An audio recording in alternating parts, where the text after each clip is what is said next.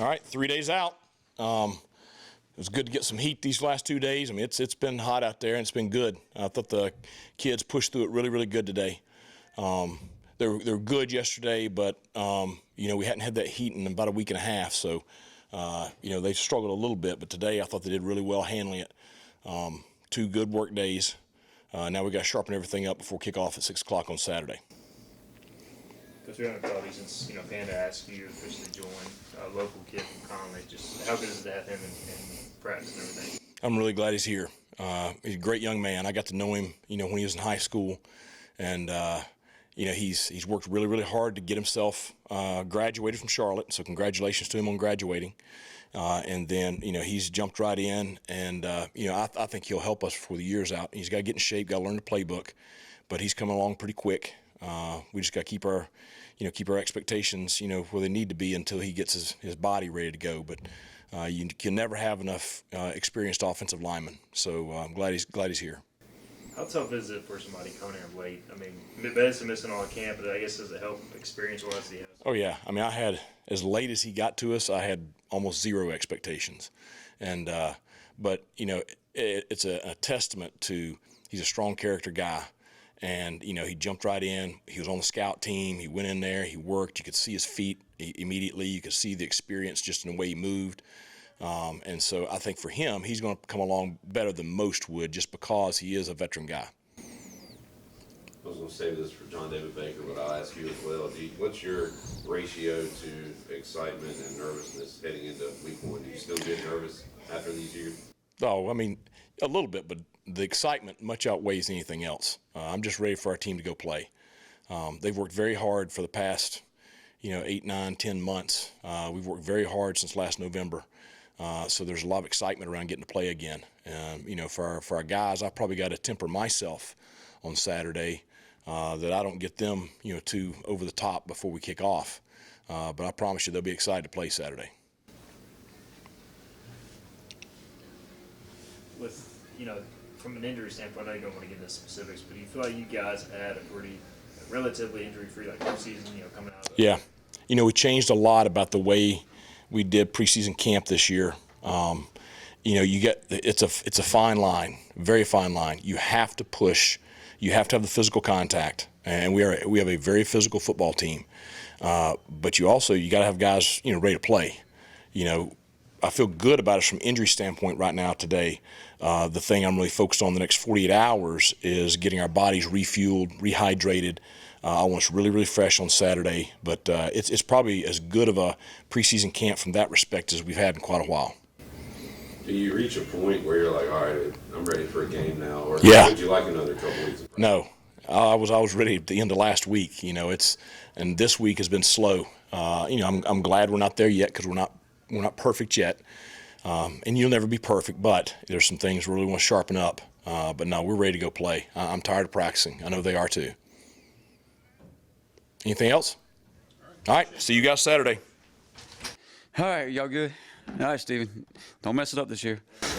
How excited are you to kick this thing off? Fired up to get last season behind us and open a new chapter. And I think everybody in our program that's here last year feels the exact same way. The last 9, 10 months, how hard our kids have been playing, our players are working, and our coaches and just everybody in this building and putting the work in to kind of make sure we don't have a repeat of that and close that chapter, don't look out the rear view and move on, move forward, as we said before, and just focus on what's in front of us. And right now that's Norfolk State, the biggest game of the year, next game of the year, and most importantly, get to open up in Dowdy-Ficklin, be back with Pirate Nation in front of our fans that our kids are so excited to play in front of.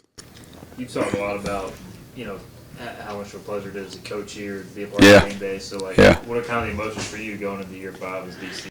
Yeah, year 5. I mean, that's it's pretty special. Not only to me, to my family.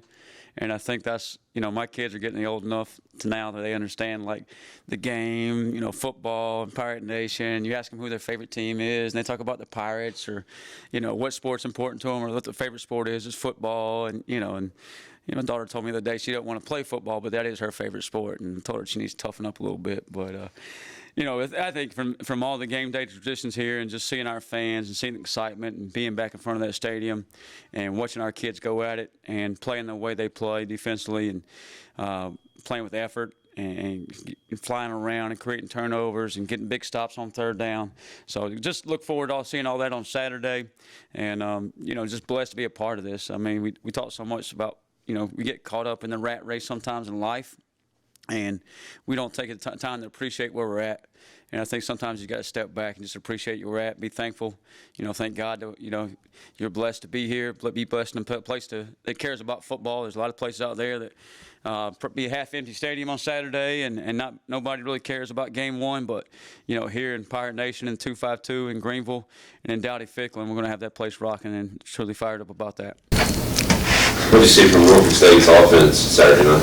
Yeah, I saw two tailbacks that were really good. We call them Thunder and Lightning. 13 obviously took the third play of the game to the house for 82 yards. And I thought, last year I thought 33 was the bigger back. He was the bigger back, but better back, more of a downhill runner. 13 always balanced it. But the other night, 13 was between the tackles, make some really good cuts, and getting downhill. I thought Jalen Daniels is a very efficient quarterback there the other night, 7 of 9. Worked the ball down the field, has a strong arm. Started out at South Carolina. I think he has the same quarterback trainer as Spencer Rattler from California, Arizona, out that way. Played JUCO last year, so he's played some football. Obviously that was game one for them.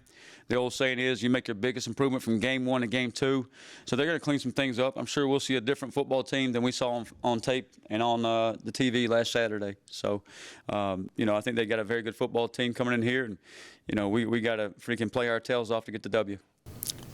New OC, so, they could do something different this week, but at least to have something. Yeah, I tell you what, going into game one, I think there's always been over my career, two things. Game one is scary. When you're a special teams coordinator, you never know who can, new punt system or new punt return or new kickoffs, what they're going to do on that. And then going into game one as a DC, if you're facing a new opponent or a new OC for the first time, he hasn't called it. In some ways that was Michigan last year. We were facing a new OC. It was just the guy was suspended, but kind of what they were going to do. You didn't think they were going to get far away from it. But going to this game, all summer we're looking at Alcorn State. We're looking at what he did at the JUCO, those type of things, watching Norfolk State film. So you're watching about a 40-game study. And now you kind of, okay, this is what they did last Saturday night. That's kind of like this section of games, so we can kind of hone in on that and kind of focus more on those details. And I'm sure we'll see some new flavors this week and add to it. That was probably just the base of their offense, and they'll add to it as they go. They got two good tight ends. Obviously, they ran 17 reps to 12 personnel with two tight ends in the game. They were 100% run. I'm sure they'll change that up and throw the ball around this week out of that. Alcorn State, he was heavy 10 personnel. Last week, he only showed 2 snaps of that heavy pass. So I'm sure we'll see some mixture of that this week. So it was good to have him game one for sure, and you kind of know exactly what to practice this week and kind of have a better idea of where you want to focus at. Coach Baker talked about there's someone keeping up with touches and plays and things like that. How about defensively? Is there constant communication with Coach Tesh and the secondary coaches about who's in, who's banged up, stuff like that throughout the game? Yeah, and we've always did that. We keep up with stops is what we keep up with, but we also keep up with, hey, how many snaps does so-and-so play? Hey, Devin King, he's out there for 10 straight snaps. Let's make sure we get him a break, make sure he's good to go in the fourth quarter. And I think that's what we've always done a good job of here is rolling guys, developing guys. 20, 22 guys, 18 guys are playing in a game. And I see that happening again this year, especially early in the season. I think it's supposed to be 90-something degrees at kickoff, which is awesome. Our kids need to embrace that, a toughness thing, that, hey, we're going to be tougher than the other football team, and we're going to roll more guys. We're going to wear them out. And in the second half, we have the advantage because we're still fresh and we're ready to play. So I think, it helps on a lot of fronts with that. It helps, one, win the ball game, which is most important, keeping guys fresh in the second half. Two, and it helps develop young guys. Zakai Barker, he's going to get his first start. But Zakai Barker, you're going to see out there on Saturday, and if he continues to play the way he has in practice, it won't look like a first start. It'll look like a veteran player out there, and that's because he's developed over the years, played here, played there, and had some game snaps before. Kind of going off what we were talking about earlier, going to year 5 for you, you've always changed and adapted. How do you make sure teams can't watch your tape and always know what's coming on your end? Yeah, and I think you always change and adapt based off your personnel. You know, if you have some really strong pass rushers, you better adapt to that. If you have a really strong secondary, you better adapt to that. Or if you're trying to cover guys up, you better move and shake around. And I think as a coordinator, you always got to stay. You can't just go repeat and rinse, repeat and wash, you know, all that kind of stuff. You got to keep developing. You got to keep growing as coaches, as a package, as a system, what we do. So we got to continue to do that in the off season, and we have. And there's some things that we haven't done lately that I think we can get back to and kind of, hey, remember what we did back in 2020 or 21 or 2019, and we can go back to those things. So, and our personnel may allow us to be a little bit differently as well, and I think we'll see that on Saturday night and throughout the first 3 or 4 games.